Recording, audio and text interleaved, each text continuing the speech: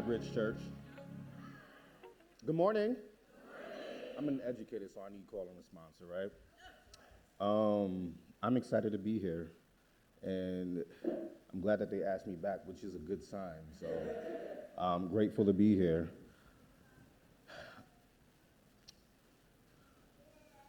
One of the most exciting and challenging things in life of the believer is entering into different seasons of life. I mean, not knowing whether we're in the winter valley or the spring mountaintop can sometimes be frustrating. And it's even more incredibly difficult when we watch corrupt systems, corrupt individuals seemingly prosper in life, while others who are trying to play by the rules and are attempting to live a righteous life seemingly get the short end of the stick. I mean, we're living in a time where corruption's not hidden, it's televised, it's politicized, and it even normalized for some. Our current administration is plagued with division, deception, and dysfunction, where justice often takes a back seat to political gain. I mean, we see all of the war crimes being committed overseas that are wiping out whole communities. And in times like this, it can oftentimes lead us to question God, wanting him to intervene and deal with these injustices. But I think one of the most challenging parts of our walk is when we cannot understand what God is doing or why. In moments like these, the question isn't just where is God, but where is our faith when everything around us seems to be falling apart. I mean, I remember a distinct season in my life when I was preparing to get married. I was pursuing my bachelor's, and I was excited about becoming a husband. And I was talking to my wife, then girlfriend at the time, and I was like, yo, what would it take for us to get married? And she's like, a job. I was like, word, yeah. Obvious answer. And so we prayed for that. We prayed for a full-time job.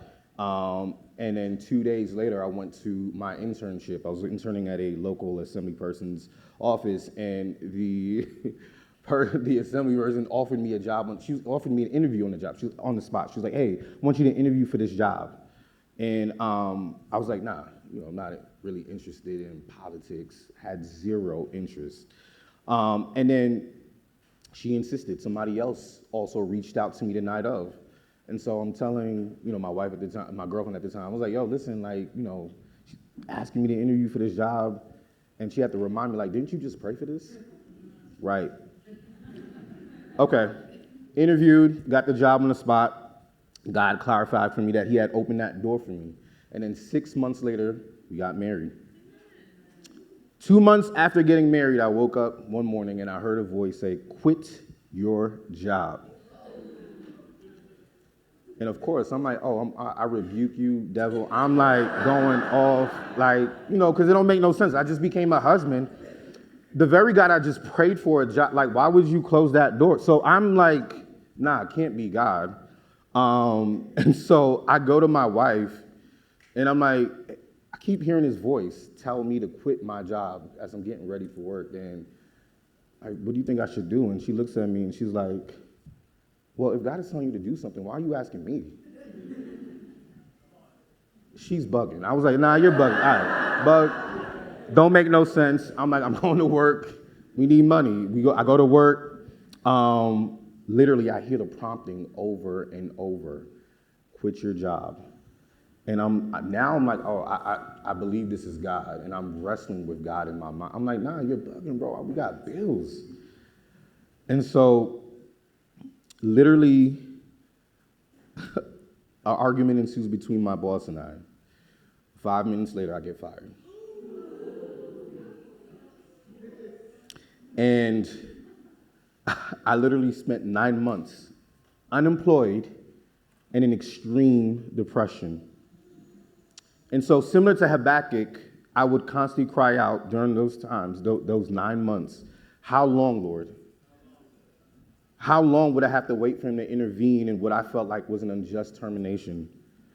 How long would I have to wait to feel his provision in a season where I desperately wanted him to feel his presence? Habakkuk is in a similar context. He's proximal to all the injustice and corruption happening in Judah. He asks God in chapter 1, how long will he continue to allow the injustice to prevail? And then we see in chapter 2, God responds by saying he's going to use the same Babylon that would later conquer them to judge Judah. And it doesn't make any sense to Habakkuk at all. And Habakkuk continues to wrestle with this response. And the Lord doesn't provide him answers to all of his pressing questions. In chapter 3, though, we see, despite the lack of answers, we see a radical shift in Habakkuk's posture. He goes from questioning to trusting God. And one of the ways he does this is by penning a song that basically goes through the resume of God, as Pastor Rasul preached 2 weeks ago, and really reflected on who God is, what he has done in the past. And today we'll see how Habakkuk is now writing about the potential disaster that would ensue on the people of Judah from Babylon. And he depicts 6 potential realities and then his response to all of these calamities. And so really, I just wanted to spend some time to see how Habakkuk was able to discern impending judgment while activating his faith, which led him to ultimately worship God. And so we're in Habakkuk 3:17, chapter 3, verse 17 and 19. And it says, though the fig tree should not blossom, nor fruit be on the vines, the produce of the olive fail, and the fields yield no food, the flock be cut off from the fold, and there be no herd in the stalls, yet I will rejoice in the Lord. I will take joy in the God of my salvation. God the Lord is my strength. He makes my feet like the deer's. He makes me tread on my high places. And it ends off saying, to the choir master with string instruments. And like I mentioned earlier, these verses are a continuation of a psalm, a prayer song that Habakkuk was writing. And in verse 17, we see him speaking of these impending economic collapse, national crisis, and personal lack. And so it's really important for us to understand what these 6 potential disasters represent. Fig trees were a symbol of peace, prosperity, and national stability in Israel. Vines were used for wine, essential for celebration, community, and worship. So no grapes meant there was a lack of joy, no harvest, no abundance. Olives were crushed to make oil, essential for food, anointing, light, and shade, and trade.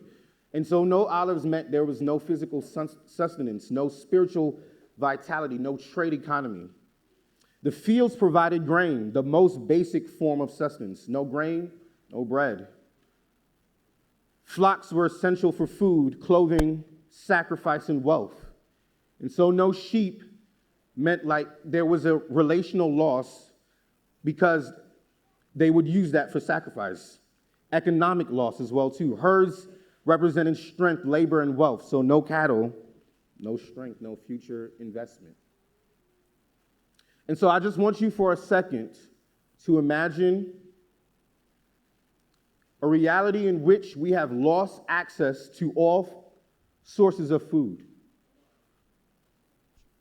I mean, no chicken, no beef. For my vegans, that's not, it's not an issue. No grains, no veggies. I mean, everything is completely wiped off. And we've lost access to everyday resources that we need to survive. Access to banking, access to electricity. I just want you to really try to imagine that and feel the weight of the devastation. How it would affect not only you, but the people around us, our loved ones. And at that point, survival is the only thing that we would be concerned about. I mean, not too long ago, we were in recent talks of potential wars. And many of us can acknowledge the fear and anxiety that we felt just at the thought of it. And it's interesting that Habakkuk at this point is highlighting this because he's teaching us something in this moment, which is something that really resonated with me, which is he's acknowledging what is actually happening around him. And the reason why this point stood out to me is because oftentimes, I'll speak for myself, I fake it. I pretend like I'm this super Christian, and I put on this mask like nothing affects us, and some of us do that as well too. But that's not really faith, that's performance. And pretending everything is fine isn't strength, it's spiritual suppression dressed up in holiness. And if we're honest, we don't do it for God, we do it for people. We want people to see us as unshakable, as unmovable. And we rather look strong than admit weakness because deep down inside, we want people to see us as strong. Pride, that's pride. But the reality is that faith doesn't require us to suppress reality, it just needs us to surrender it to a sovereign God. And so in light of that, what is faith? Hebrews 11:1 says, "Now faith is the assurance of things hoped for, the conviction of things not seen."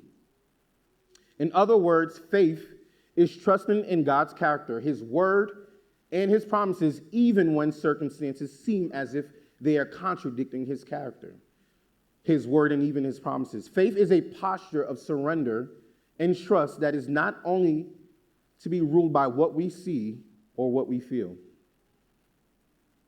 It's not wishful thinking, it's a spiritual muscle that needs to be exercised. And there are plenty of obstacles and distractions that get in the way of trusting and leaning on God's character when we're facing trials. I mean, we're hardwired as people to be natural problem solvers. I mean, we have access to technology. We can just Google, read, watch videos, conferences, podcasts after podcasts after podcasts, ChatGPT. We want data. We want information. We want answers. And to be clear, there's nothing wrong with seeking out information or any of the things I just mentioned. It just becomes an issue when we establish a hot posture of, let me fix it before saying, let me trust him. It's when we desire to control the outcomes, we dethrone Jesus in our lives, and we start to live in a state of pride. And so our pride is usually the main detractor from us activating our faith. Because we have a stronger reliance on self-sufficiency over God dependency. We want to fix it instead of following him. We want to default to strategy instead of surrender.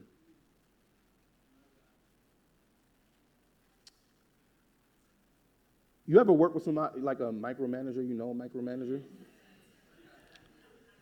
I've worked with one, or I worked with for one for the past 5 years. My son.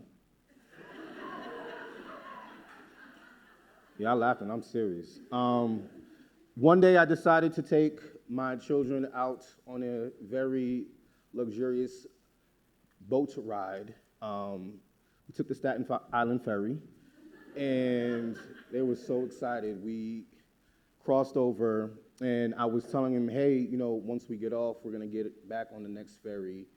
And he was like, all right, cool. And so we get off. And as we try to make our way back onto the ferry, the doors close. I mean, I knew we weren't going to make it. I didn't know I needed to give him that information, but my man goes into a panic. He's anxious. He's like, oh my God, they're going to leave us. And he's going off. So at this point, I'm just like, whatever. He's 5. I'm going to let him rock. We're walking, so I'm like, just come with me. We're just going to go sightseeing.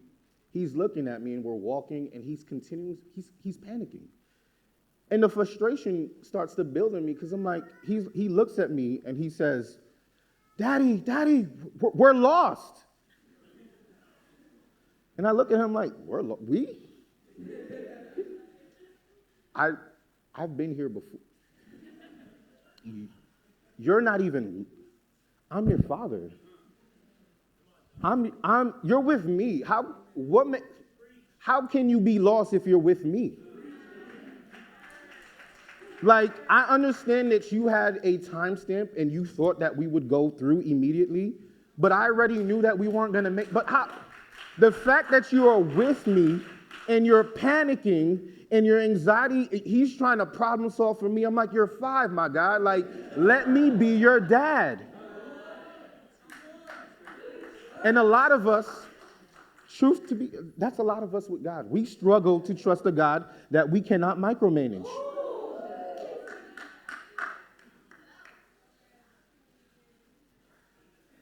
And so, really what I want to drill home is that your faith and your pride, they can't coexist together. They can't live in the same place because faith requires surrender and pride demands control. And you can't fully rely on God while secretly relying on yourself.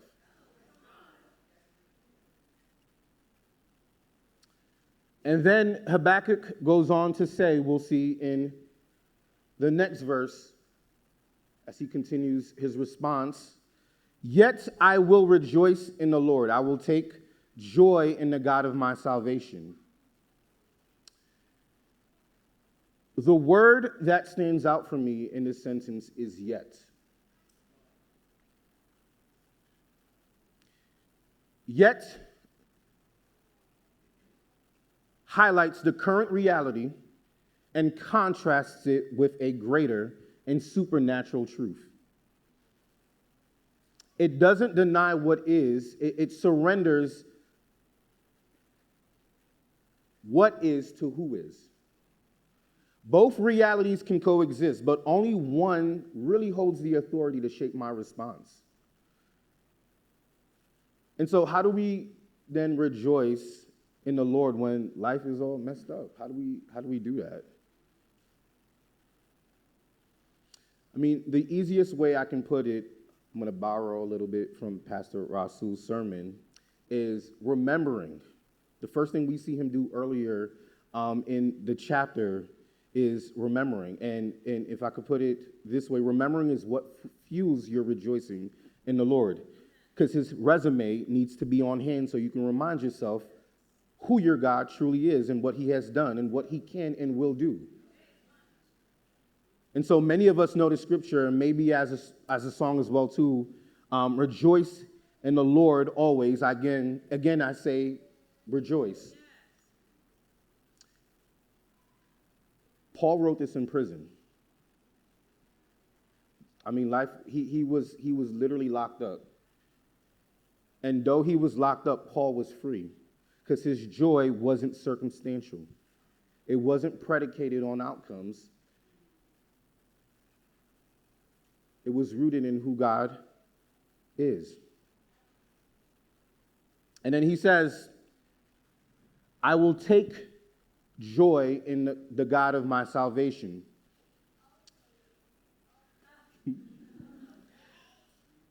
He takes joy in the Lord of his salvation, not in what the government is doing, not in the fig tree, not in the vines, not in cattle, not in economic prosperity, but to trust in a never-changing king who's consistent.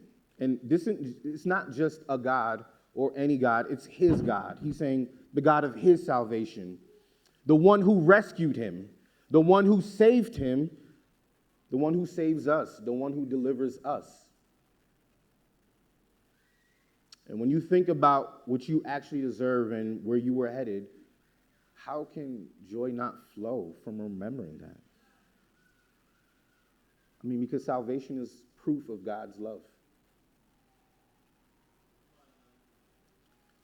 And so what Habakkuk is really trying to hone in is that joy here is not emotional. It's not a dopamine rush. It's a spiritual decision, not a situational response.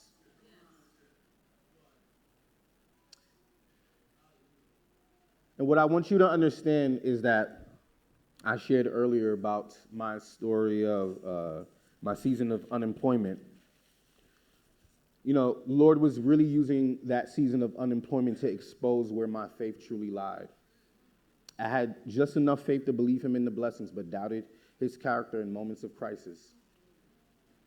I'd created a God that only existed in the good times of life. And so when life got hard, I had a different God. I was coping with other things. It wasn't him. My faith didn't allow me to believe that God could be good in bad times.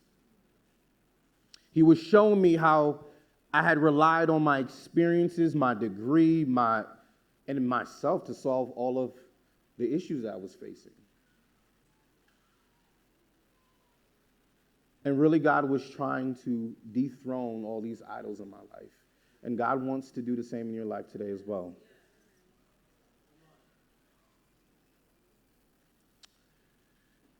We see Habakkuk continue in the next verse where he says, God, the Lord is my strength. He makes my feet like the deer's. He makes me tread on my high places. And it's interesting because I knew nothing about deer before this and went into a whole deep dive.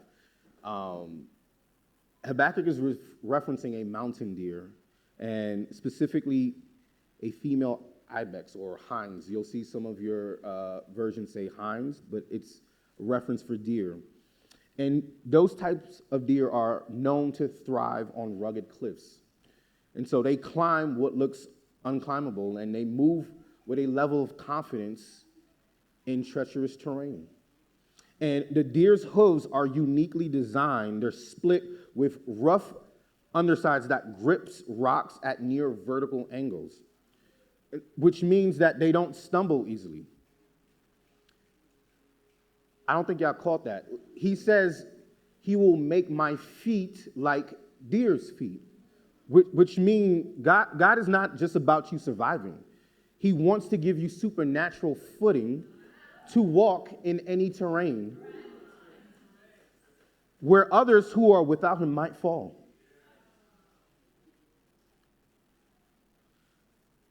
This year was one of the most challenging years in my professional career. As stated earlier, I'm in education, and I work at a high school in Brooklyn.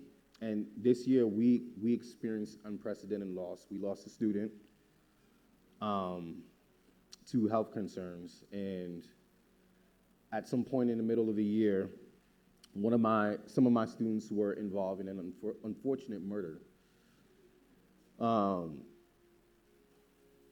At some point, some of my students experienced being shot at right across from our school. I have a couple students who are incarcerated. They were incarcerated this year. I have families that are living in less than fortunate conditions, juggling different life challenges. And I'm one of the many people who is walking with them in some of these traumatic experiences. And it can be really, really distressing. And I remember one day, walked in the office, because every day there's something every day, literally, work for me to do.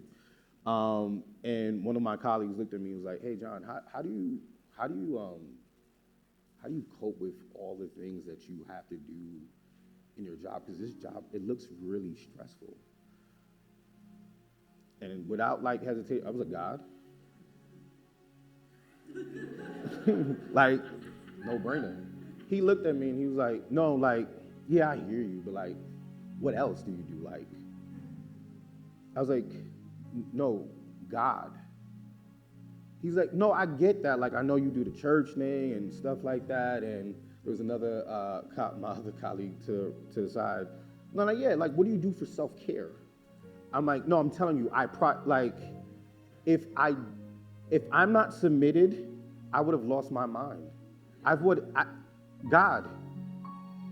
God, there's so many things happening in life. What do you mean? What am I doing? What else?" What else can satisfy? And literally, months later, the other colleague that was sitting listening came to me and was like, John, I went to church last week.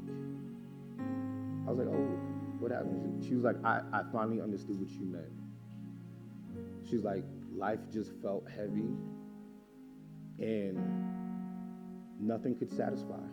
All the things that I usually turn to don't even make me feel good anymore. I needed something deeper. I needed to experience someone. And I was curious about what you were saying, and I understand now.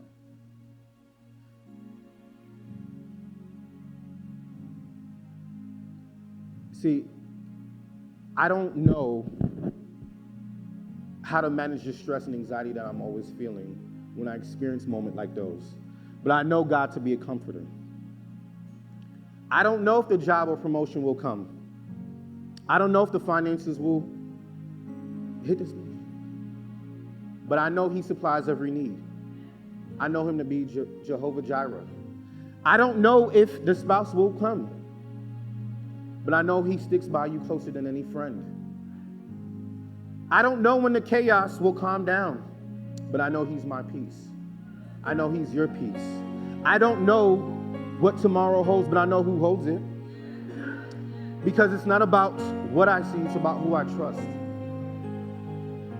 So in moments of crisis, who's your faith in? What is it anchored to? Where does it lead you? Do you turn inward?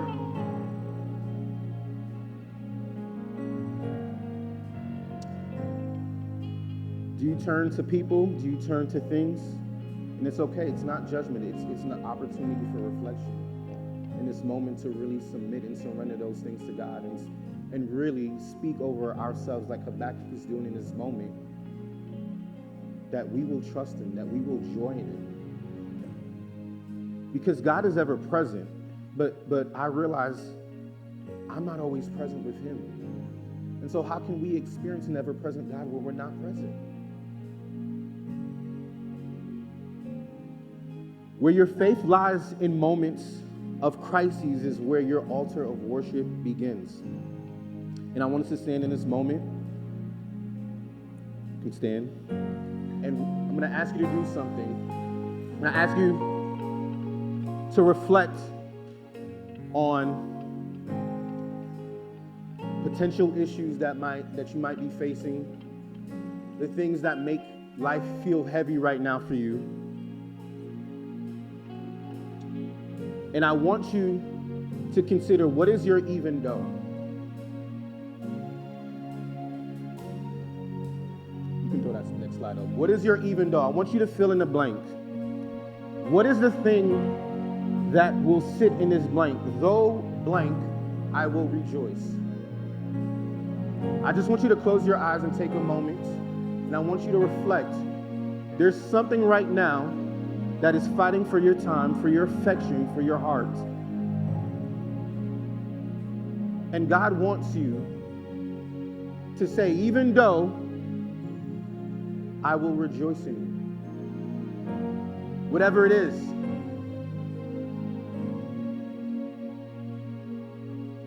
And there are some of you right now, the first step of faith that God is calling you to make is to surrender your life to him. You've been questioning, you've been wondering, and that's okay. And if you have not made a decision to commit your life to God, there's an opportunity right now for you. And I just want you to raise your hand. If that's you, you can come down. Raise your hand and walk. And if you don't feel comfortable walking down, because even while we were sinners, Christ died for us, right? And that's a reminder, even while we were in our messed up state, we can now say, even though, I will trust you. And if he didn't wait for us to get it together before giving us everything, we don't need everything to be together for us to give him our yes. So we had a hand, we'll follow up afterwards. But if you feel the nudge in your heart right now and still want to commit, there's another opportunity for you. If you don't want to come up front, you can text faith to 55444 and somebody will follow up with you. As the worship team comes up, we're about to go into a moment of worship, and I want to challenge you in this moment. There's space up front if you need to come up front. Your faith is an act of worship. Singing is an opportunity to remind yourself of who God is and to command your mind and spirit to trust in the Lord despite what's happening around you. Lifting of the hands is a means of surrender. It means I surrender, Lord, you are in control. Bowing down, prostrating is a sign of, Lord, I bow to you. You're revering God in that moment. There are different ways in this moment as we go into worship that you can move your body as an expression of faith.